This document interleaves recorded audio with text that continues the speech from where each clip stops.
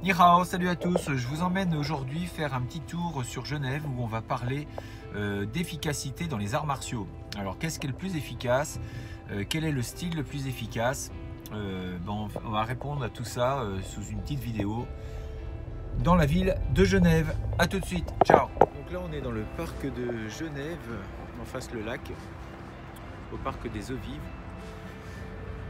Donc le sujet aujourd'hui c'est l'efficacité dans les arts martiaux. On entend souvent parler un petit peu de cette efficacité spectaculaire ou je ne sais quoi, et on nous demande souvent est-ce que c'est efficace, qu'est-ce qui est le plus efficace? En fait c'est une mauvaise question, même si c'est vrai qu'il n'y a pas de mauvaise question en soi, mais la question est mal posée parce que c'est pas vraiment ce qui est le plus intéressant. Et si vous voulez être efficace dans le combat, à la limite le mieux, si c'est pour vous sauver, ben, courez, faites du jogging, et c'est ce qui sera sûrement le plus efficace. L'efficacité, ça vient de quoi? Il faut avoir une certaine assurance, et cette assurance, ça va venir encore une fois avec le nombre d'années de pratique, et surtout de se mettre dans des cas plus ou moins réels. Parce que sur un tatami, au début, vous allez préparer le corps, mais si vous ne préparez que le corps, donc faire que des figures, que des Tao, des choses comme ça, bah c'est bien, mais ça ne va pas vous préparer au combat, et donc en termes d'efficacité, ça va être léger. Il va falloir un moment filer les gants, et puis vous retrouver dans des situations où vous allez prendre des coups.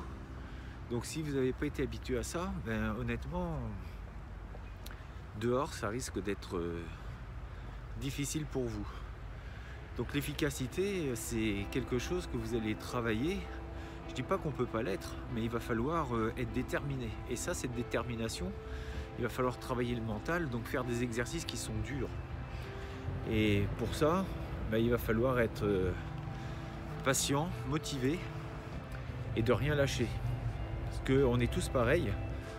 C'est pas de la fainéantise, bien qu'on le soit un peu, mais on n'aime pas avoir mal non plus. Donc dès qu'on commence à avoir mal, on lâche, on abandonne, on baisse les bras. Et c'est tout ce qu'il faut justement pas faire, c'est de continuer pour déjà habituer son mental à se retrouver dans des situations qui sont pas agréables, et que vous allez pouvoir déjà commencer à le polir, ce mental. Il faut qu'il soit acéré. Et puis après, il y a des types de travaux à faire. C'est pas forcément vous retrouver un contre un, mais un contre plusieurs. Parce que dehors, c'est ce qui va se passer. Vous ne serez pas seul face à face. Généralement, il va y avoir plusieurs personnes. Et pour ça, il faudra donc gérer non pas une personne, mais plusieurs. Il va falloir rester calme. Généralement, le cœur va s'emballer. Et il faudra donc répondre à tout ça.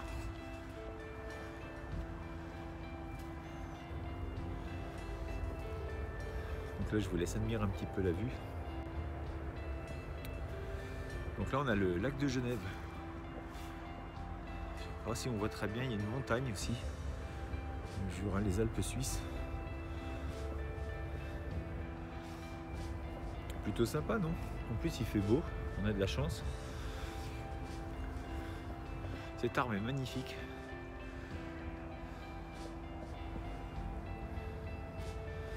Ça aussi, c'est important, savoir s'émerveiller de ce qui nous entoure. On cherche parfois à aller loin pour s'émerveiller. Ça pourra faire le sujet d'une autre vidéo. Le bonheur, c'est parfois autour de nous. On ne sait pas regarder parfois. Bref, cette efficacité. Regardez comme c'est beau. Je suis vraiment pas sûr qu'on voit avec la vidéo, mais bon. Donc l'efficacité, en fait, ça va dépendre de vous. Que vous fassiez du karaté, de la boxe thaï, du tai chi chuan, du viet vo dao, du kung fu, de l'aïkido, de tout. C'est vous, c'est qu'est-ce que vous allez faire de votre art, de ce qu'on vous a enseigné, et qu'est-ce que vous allez mettre dedans. Si, dans quel que soit le style, si vous le faites de façon tranquille, de façon loisir, je dis pas que c'est pas bien, hein. Il faut le faire aussi comme ça, parce qu'on n'est pas toujours en train de se battre, donc il faut le faire aussi pour cette notion de santé. Et c'est pour ça que normalement dans les arts martiaux, il y a les deux, il y a la santé et le côté self-défense. Si vous ne faites que ça, dehors, ça va être très difficile de passer à l'action. Vous aurez beau être ceinture noire, hein, parce que vous faites des très beaux gestes techniques. Si on n'est pas passé dans le côté un peu réel, dans le côté noir de la force, eh bien toutes ces techniques, ça sert à rien. Donc il y a un moment, il faut enfiler les gants. Et encore une fois, le but, c'est pas de devenir des grands combattants, hein, parce que ça, il faudrait y passer 8 heures par jour. On n'a pas le temps, on fait un métier, on a autre chose. Mais art martial, il y a le mot martial dedans, donc guerrier. Il y a une certaine... il faut savoir mettre les gants, savoir se faire mal un petit peu. Et comme dans le développement personnel, si vous vous faites pas mal, si vous n'allez pas au bout de vos rêves, eh bien vous arrêterez très vite, vous abandonnerez, parce que votre rêve, il va falloir travailler pour, et il ne va pas arriver comme ça, il ne va pas se réaliser comme ça, tout seul, à part un coup de baguette magique. Il va falloir donc vous motiver absolument pour que vous puissiez arriver à vos rêves. Et pour ça, il faut se battre. Donc c'est cette conviction qu'on va retrouver dans les arts martiaux et dans le développement personnel, ne jamais lâcher. Donc il va falloir passer les gants, comme je le disais, et se confronter un petit peu avec les autres pratiquants. Et encore, on n'aura pas cette notion de réel, parce que dehors, eux, ils vous feront mal. Ils seront là pour vous laisser à terre, alors que dans un club, on peut quand même doser un peu les coups, donc on va dire que vous allez pratiquer le combat avec une certaine sécurité, on va dire. Et puis en plus, vous pouvez mettre des gants, des protèges tibia, des coques protège-dents, enfin il y a tout ce qu'il faut, tout un attirail pour y aller en toute sécurité. Même si par la suite, c'est bien d'enlever certaines choses, hein, le protège tibia, même les gants. À un certain niveau, c'est bien aussi d'enlever les gants. Et puis après, on sait gérer aussi un petit peu les impacts. Donc on peut faire aussi attention là où on vise. Mais bon, en tout cas, on se retrouve quand même dans des situations un peu plus réelles. Et puis tout à l'heure, je parlais entre la santé et le combat, et que dans les arts martiaux, il y avait les deux. Et ça, c'est souvent mal compris également. Parce que j'ai déjà vu des remarques où quand on travaille du traditionnel, donc ce sont des grandes formes, c'est des mouvements qui sont plutôt amples, et on se demande à quoi ça va servir en combat, avec des figures un petit peu bizarres, hein, qu'on peut voir dans certains films. Mais les gens n'ont pas compris une chose, c'est que le traditionnel, donc quand on fait des grands mouvements avec des postures très jolies, qui sont très basses, etc., c'est pas pour faire des films, mais c'est pour endurcir et assouplir le corps. Je m'explique. C'est un peu comme si vous passiez une séance de musculation. Vous allez à la salle de sport, vous allez faire des exercices à répétition, en soulevant des poids, pour muscler le corps, pour l'endurcir, pour le tonifier. Et bien c'est pareil, si vous faites une forme des arts martiaux, vous allez vous rendre compte, dans la forme traditionnelle, qu'il y a des rythmes, il y a des postures, donc qui sont très basses et qui font très mal, surtout quand on y reste un petit moment. Et tout ça, c'est pour travailler la disponibilité au niveau spatial, 2, travailler sur l'endurcissement du corps, du renforcement musculaire.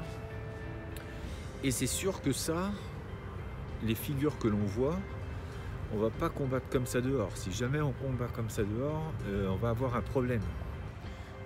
Et on va être la risée de tout le monde. Ça va être l'humiliation, parce que faire des grands gestes, style la grue ou des choses comme ça, ça marche pas ça en combat. Il faut aller vite.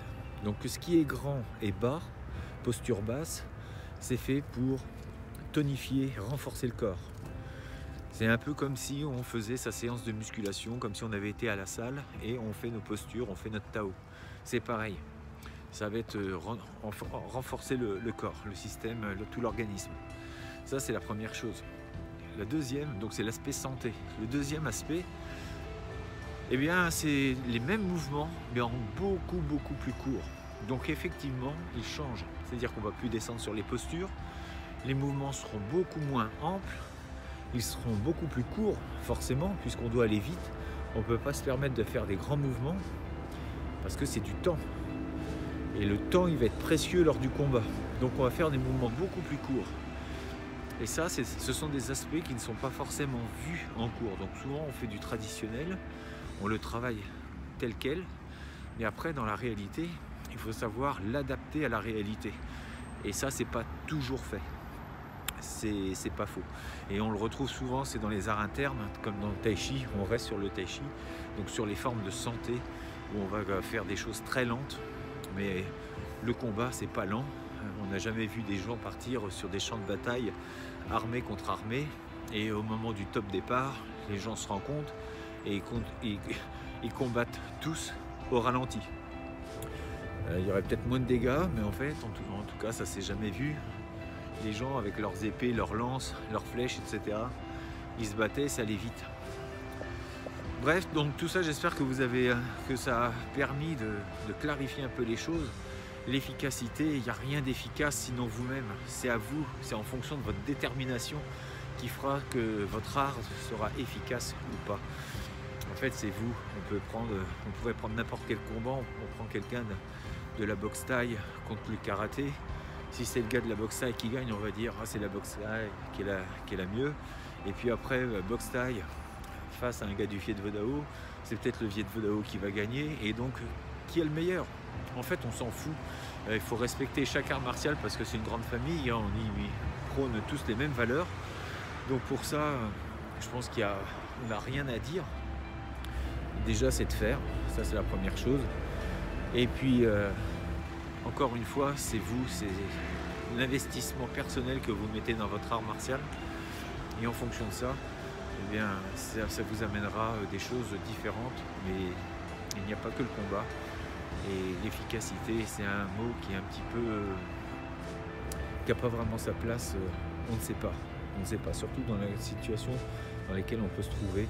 Quand il y a une agression, quand il y a la peur, on ne peut pas dire que c'est l'art martial qui est efficace ou pas, c'est la personne qui à ce moment-là l'a été ou pas.